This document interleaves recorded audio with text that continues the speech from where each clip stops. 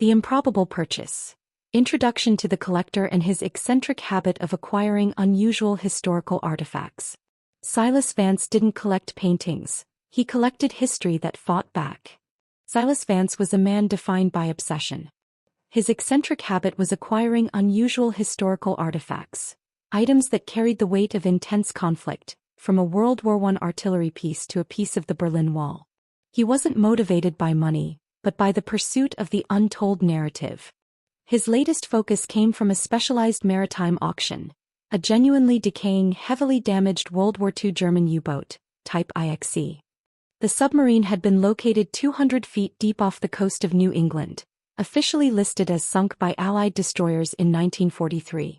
Due to international maritime laws and the dangerous salvage required, the wreck was being sold for a nominal fee under a transfer of liability agreement, meant only for specialized salvage firms. The unexpected listing attracted 0 professional bids. The estimated cost of recovery far exceeded the scrap value of the metal. Silas's rationale for pursuing such a seemingly impractical acquisition was simple. The U-boat carried the official designation U-119, a boat rumored to have been carrying a highly specialized cargo on its final mission, a rumor dismissed by naval historians as pure wartime propaganda. A seemingly ordinary purchase of a decaying World War II shipwreck was made, holding secrets far beyond its rusted hull. The video explores how this acquisition unexpectedly led to the discovery of a concealed treasure, revealing a hidden historical narrative. Silas ignored the initial skepticism. He consulted his favorite naval historian who confirmed the legend. U-119 was rumored to have been on a secret mission not to sink ships, but to transport a package to the U-boat pens in Lorient, France. The rumor suggested the package was a new acoustic torpedo guidance system, but the mission records were destroyed. Silas secured the wreck. He invested millions in a custom deep-sea recovery operation. The salvage was slow, tense, and dangerous. After weeks, the U-boat was raised, its massive rusted bulk sitting on the deck of a salvage ship. The exterior was a ghost, heavily corroded, covered in barnacles and scarred by depth charges. But the interior of the pressure hull near the torpedo tubes was surprisingly intact. His team used remote cameras to probe the torpedo loading area. They didn't find torpedoes or guidance systems. They found a heavily reinforced, non-standard steel strongbox welded into the floor of the forward torpedo room, a space that should have been empty. This was not cargo. This was a protected vault meant to survive deep-sea pressures. Stop. Silas just bought a sunken U-boat and found a heavily reinforced steel vault welded inside the torpedo room. This vault has been sealed since 1943. We are dedicated to uncovering this incredible history, but we need your help to keep the story going. Right now, hit that subscribe button. You could be our very first subscriber. Let's prove the interest in these unbelievable historical finds is massive. What's inside? Comment below. The U-boat's pressure hull was breached in a controlled environment. The air that rushed out was cold, dry, and smelled strongly of petroleum and preserved paper, a testament to the sealed environment of the deep. The team focused on the welded strongbox in the torpedo room. Cutting it open was a high-risk operation, requiring specialized industrial cutting tools designed for underwater repairs. After hours of intense work, the lid was finally breached. Inside, protected by thick layers of wax and anti-corrosion materials, was not the rumored guidance system, but 2 critical contrasting payloads. A stack of sealed, watertight canisters containing hundreds of pages of complex, hand-drawn blueprints. A separate, smaller wooden crate filled with heavily packed platinum and iridium ingots. The initial assessment of the blueprints was staggering. They detailed a revolutionary high-efficiency hydrogen-based fuel cell system, a technology far more advanced than anything the Germans were known to possess publicly in 1943. This wasn't a weapon, it was a post-war energy solution. Naval historians believed this technology was held by a handful of scientists operating outside of Hitler's direct control. The U-boat was carrying the future of energy, meant to be preserved until the war's end. The precious metal ingots, appraised at over $25 million in current market value, were the key to the boat's classification.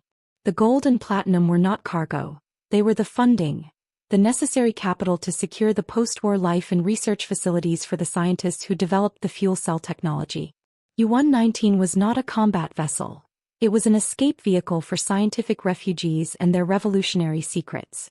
The strongbox was secured and transferred to a classified government lab for analysis. Silas had proven the legend true, but the discovery posed immediate national security and historical questions. The sheer value of the fuel cell technology attracted the interest of modern energy corporations, proving the secret was still highly sought after decades later. The FBI and the Department of Energy (DWI) immediately took control of the recovered assets, the fuel cell blueprints and the precious metals. Silas, due to his historical expertise and the integrity of his find, was retained as a primary consultant. The recovery was now a major classified historical event, but the secrets were just beginning to unravel. The analysis of the U-boat wreckage yielded the first clue to a larger conspiracy.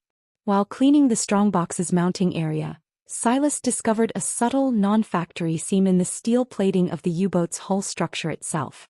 The area was directly beneath where the strongbox had sat, revealing a secondary, smaller compartment.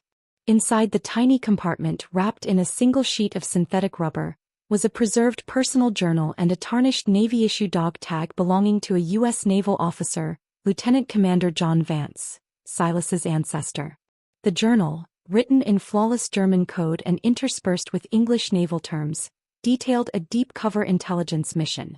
John Vance, an expert in metallurgy and fluent in German, had been successfully embedded on the U-boat as a German engineer, Klaus, to secure the fuel cell technology before it could be weaponized by the German High Command. The journal revealed the existence of a clandestine organization operating within the German military, codenamed the Scythe. This faction, comprised of disillusioned scientists and officers, was responsible for the fuel cell's development. Their goal was to use the technology not for Nazi expansion, but as a neutral bargaining chip to end the war on their terms, selling the technology to the highest non-aligned bidder.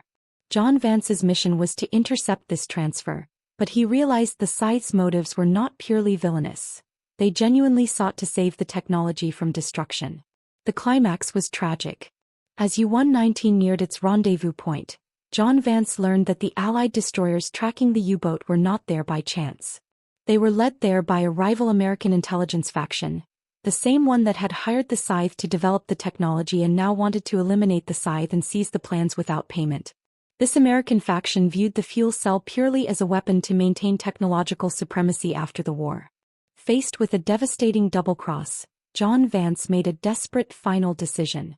He ensured the U-boat's destruction via an internal sabotage sequence, but not before sealing the strongbox, the funding and the scientific plans within the torpedo room.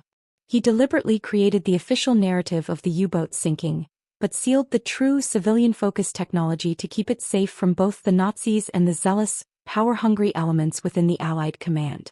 John Vance was a scientific double agent who sacrificed his life to save the future of energy, trusting only the steel hull of U-119 to hold the secret.